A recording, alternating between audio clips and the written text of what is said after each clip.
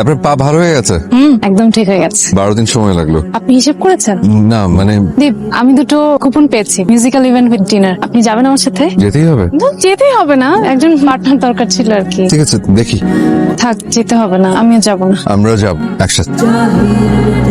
আমাকে কেমন লাগছে? খুব সুন্দর। অনেকদিন পর এভাবে সেজেছি।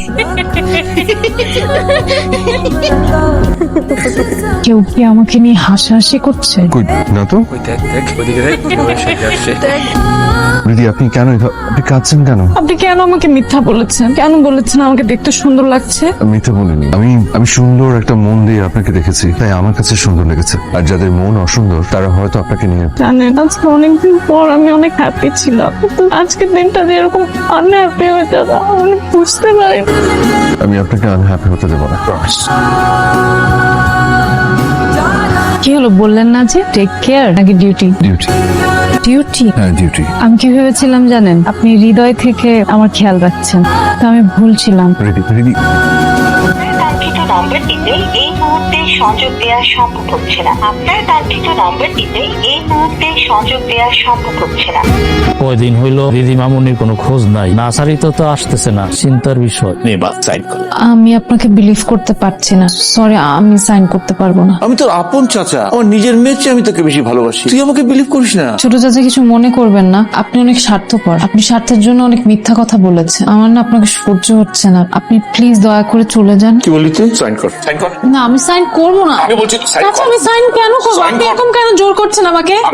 কে তুমি? যা এখন এখান থেকে, আমাদের পার্সোনাল কথা হচ্ছে। দীপ, আপনি যাবেন প্লিজ, আপনি দাঁড়িয়ে থাকুন। ছোট চাচা, আপনি এখান থেকে চলে যান। চাচা, আমার হাত ছাড়েন। সাইন কর। না, আমি বলছি তুই সাইন। প্লিজ, আমি বলছি আমি বলছি তুই সাইন করবি এখানে। আমি সাইন করবো না। না, তোকে সাইন করতে হবে। আমি রিদির ম্যানেজার, আমি থাকতে ওর গায়ে একটা ফুলের টোকা আমি পড়তে দেবো না। ওর অ্যাসেট ওর থাকবে। ওর অ্যাসেটের দিকে যদি আপনি চোখ দেন, আপনার চোখ আমি এর থেকে অনেক বেশি খারাপ অবস্থার মধ্যে আপনি পড়বেন। আমি তোমাকে দেখে দেবো। আপন মানুষ দূরের মানুষের থেকে তারা কেন সবসময় এত যন্ত্রণার কারণ হয়ে দাঁড়ায়? আপন মানুষ হয়ে কিভাবে আপন মানুষকে ঠকায়? রিদি, আমি আপনার সকল যন্ত্রণার প্রাচীর হয়ে থাকবো। প্রমিস। অনেকদিন পর আসছো। তোমরা কেমন আছো? আমরা তো ভালোই আছি, এতদিন তোমারে না পাইয়া মনটা খুব খারাপ ছিল। তুমি একটু যাবে, আমি একটু দীপের সাথে কথা বলবো। আপনি কি করে বুঝলেন যে আমি এখানে? আপনার ঘ্রাণ আমার পরিচিত হয়ে গেছে।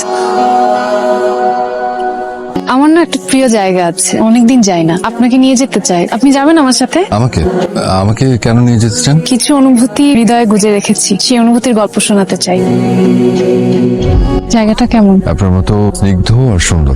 মেয়ে মানুষ তো, খুব সেজে গুজে মনের অনুভূতির গল্পগুলো শোনাতে চাই।